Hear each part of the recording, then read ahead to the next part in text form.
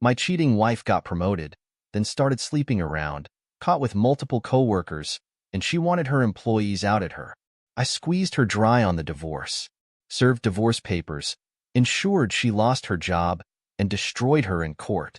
I, 45 male, have been married to my wife, 42 female, for about 18 years now. She works in marketing at the regional branch of a pretty well-known company, and I work in a senior role at a software company. We have both been relatively career-focused go-getters, and I think that's part of what drew us to one another. You likely won't be surprised to hear that we don't have any children, but we've never really felt like we were really one of them, and I personally don't think anyone should take the decision to have kids lightly. In a marriage as long as ours, we've never had any issues regarding unfaithfulness, which is something that I've always been thankful for. I've always felt like we've been too busy climbing the ladder to be fooling around. That is likely a stupid assumption because I know that anyone who wants to cheat can make time for it if they really want to, but there simply wasn't any reason for me to suspect her of infidelity, and I used that notion to buttress that. The worst part is that until it happened, I didn't even know better. There was literally no signs as far as I know. Maybe if I paid more attention, I would have seen it, but I'm getting ahead of myself. The entire thing started when my wife got a promotion at work about a year ago. She works extremely hard and has worked at her specific company for over a decade. She came back one day to tell me that she got a major promotion and was now in an executive position at the company. That was huge because, as I've said, we've always been very career-focused, and there were signs that she was going to be chosen for the promotion, but we simply weren't sure, so it was huge when it was confirmed. The position came with new responsibilities, but it also came with a massive pay increase, which was, of course, one of the best parts of the thing. But now, for the most part, nothing really changed. She was keeping slightly later nights, though nothing too crazy, and if you're a top marketing executive at a company, it doesn't seem surprising that your hours might be a bit longer, at least in the initial period as you get acclimated to the role. There were days when she'd get back early, which was nice, but for the most part, instead of getting back around 6 p.m. like she used to, it'd be like 7:30 or 8. I told her to take things very easy every once in a while, but we were both workaholics, so no, my words wouldn't change too much. It was about 2 weeks ago that things changed quite a lot. It started with a message that somebody sent me on LinkedIn, and I'm always ready to answer messages there because it's all about business for me. The message was simply a greeting, though, and I checked the person's profile before I responded. They worked at the same company that my wife did, though their role was clearly junior. It was a lady, so I'll just say that her name was Suzette. I responded to her with a similar greeting, knowing that she'd eventually come out about what she wanted, but it wasn't until the next day, after work hours, before she actually replied. She asked me if I was my wife's husband, and I told her that I was.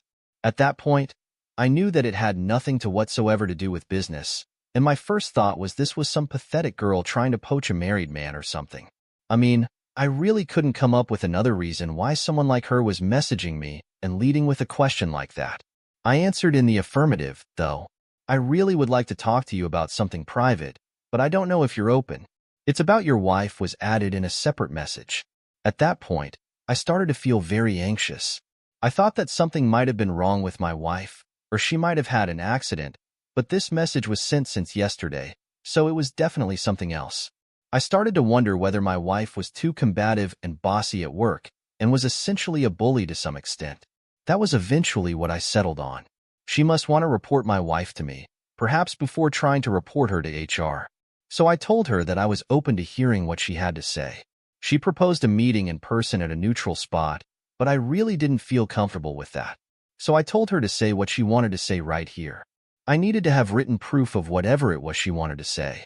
She seemed hesitant, but eventually agreed.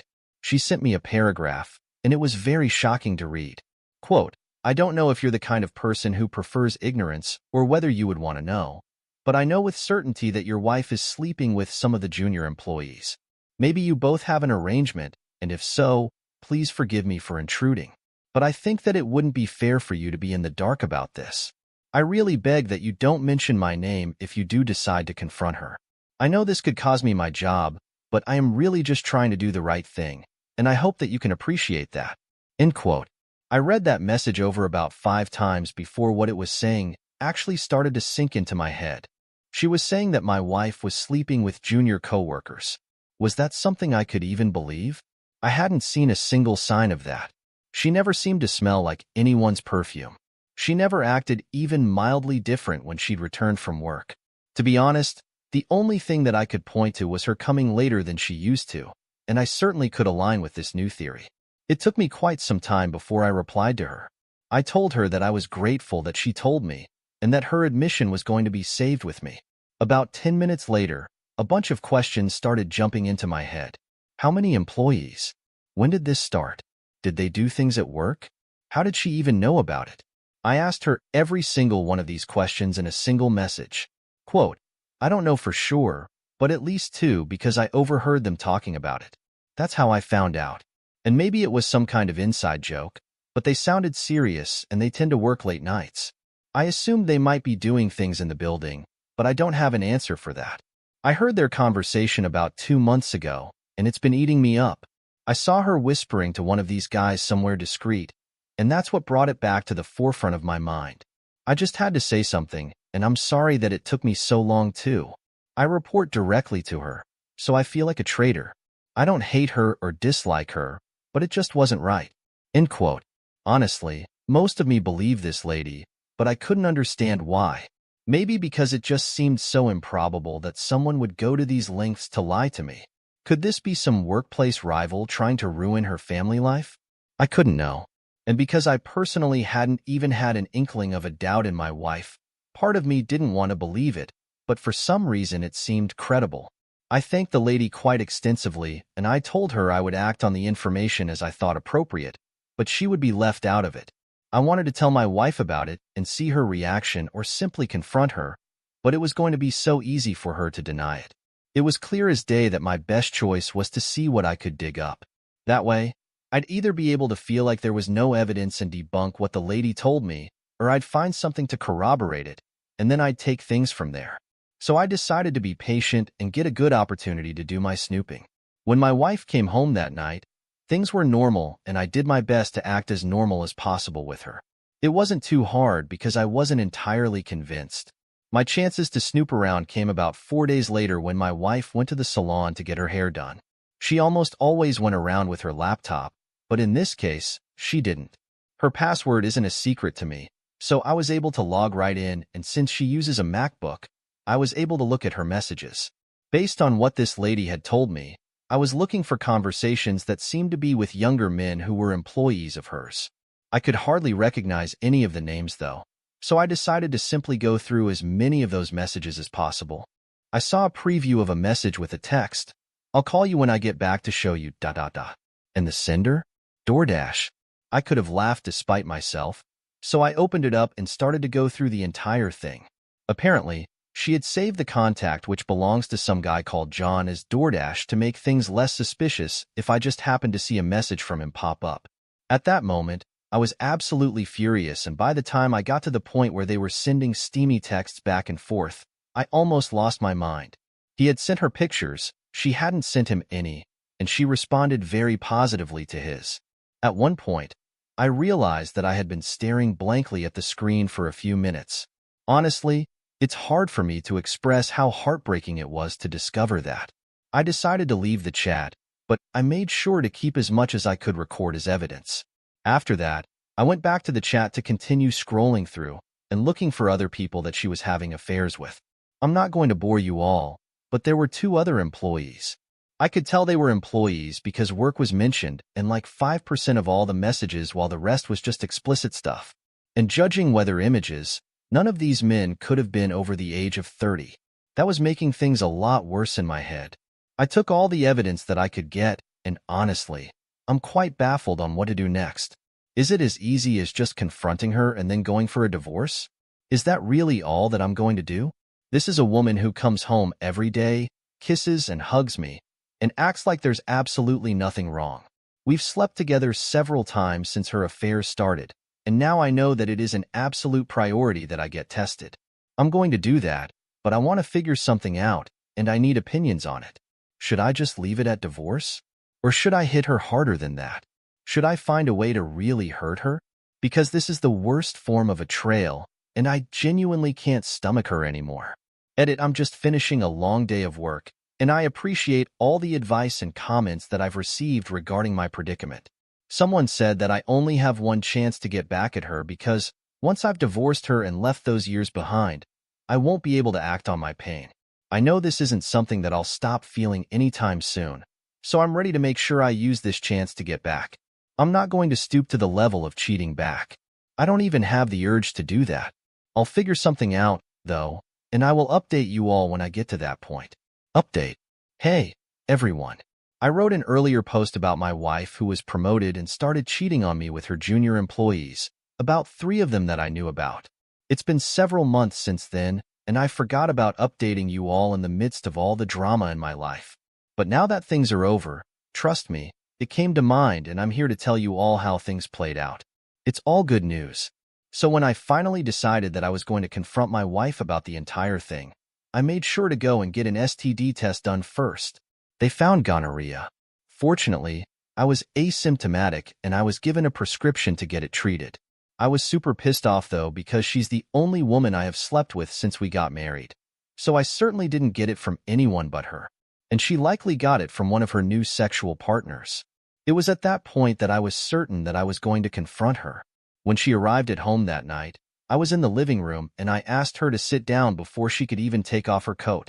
She seemed concerned, but I don't think she knew exactly what was going on at that point. "I know you've been cheating on me," was exactly how I said it to her, and I watched as she deflated and held her face in her hands. I mentioned the names of the people she was cheating on me with, at least the ones I had confirmed. I basically told her everything I knew, though I didn't tell her how I found out. "One of your boyfriends gave you gonorrhea, which you gave to me too." I remember holding up the test in front of her face, and she peeked at it before hiding her face again. Honestly, it was pissing me off. I sat there waiting for her to say something. She wasn't crying and I knew that she had heard everything I said. It took about 3 minutes before she looked up and shook her head and said, "I'm sorry. I'm really sorry." The way she said it would have worked if she had scratched my dream car, but not for cheating on me with multiple men. I don't even have any excuse. I can't defend myself. I thought you would never find out. I don't even know how you found out. Right now, I hate myself for doing this to you. I'm so sorry." Towards the end, her voice started to quiver. Genuinely, it didn't mean very much to me. I could see she was crying at this point, but she wasn't sobbing or anything. It didn't move me. "You're not sleeping here tonight. Find somewhere else. I'm going to be looking for a divorce lawyer first thing in the morning, and I suggest you do too, so we can make this fast." It was only at that point that she said the only thing remotely close to begging, "Baby, we've been together nearly 20 years, can't we?" And then she trailed off. I think she wanted to ask if we could work things out, but I think she recognized that it wasn't possible considering how deep her transgressions were. In response, I only told her that I'd wait in the living room while she packed any of the things she needed for the next week. We'd arranged for her to get more of her stuff later. She stood up and went to the bedroom after that, and that was all that was made out of our conversation, probably the most mature way to react to an F-up of that magnitude. She eventually left the house, and the next phase was the divorce stage. We both got lawyers, the papers were served and signed very quickly, and we eventually got into the proceedings. Fortunately, for me, I had all the evidence of her infidelity, including my STD test, and it was presented in a very effective way by my Pedro Orsler, who was a total rock star. Things went on for quite a bit, but ultimately ended in my favor because my ex-wife promotion meant that she started earning significantly more than me, and I ended up getting a pretty nice alimony judgment, even though I really do not need it. I'll use it to pay for a hobby or two when it comes. The house was a tough one because we co-owned it, but her higher income meant she'd be better set to find any residence. I got that one too. We each had cars and she kept hers naturally, but there was no easy way for me to get that from her as things went. That was how we finally split phase for good, and I was very happy with what I got. I wasn't done though. I really wanted to go after her affair partners, but after really thinking about it, I decided not to. These people were employees, and it was hard to be sure that they weren't coerced into it at the start, regardless of how much they seemed to be enjoying it later on. She took advantage of them as their boss, and I decided it was too messy and not worth the effort to get on them. However, regarding her, it was easy for me to make a report to HR at her company from an anonymous address. I had to let them know that one of their top-level executives was coercing junior employees into sleeping with her, and I recommended they start an investigation. That happened, and long story short, she was found to be guilty of the allegations. Little junior employees directly beneath her were questioned, and there seemed to be a fourth person that I never found out about. The lady who had exposed the affairs to me in the first place was feeding me inside her updates because all I got officially was an email telling me an investigation was commencing, and an investigation had been completed. Her punishment? She lost her job. I know it won't be too hard for her to find a new job based on merit, but with sexual misconduct allegations following her around, she's not going to have an easy time. As far as I know, she's still searching up until now. And yes, I know it jeopardizes my alimony, but I really didn't need it to survive. Plus, she's got more than enough money in the bank to still fulfill her payments. As she doesn't, I don't mind going to court for her to figure it out somehow. That's not my problem. We've probably spoken twice since the divorce, and it was all about formalities relating to splitting our lives up for good. I personally don't want to have to talk to her ever again, and the way things are going, I probably won't need to. Honestly, life is good as it is, and although revenge doesn't completely erase the pain of being cheated on by her longtime wife, it does a hell of a good job at it. It feels good, and I'm glad I went through with it.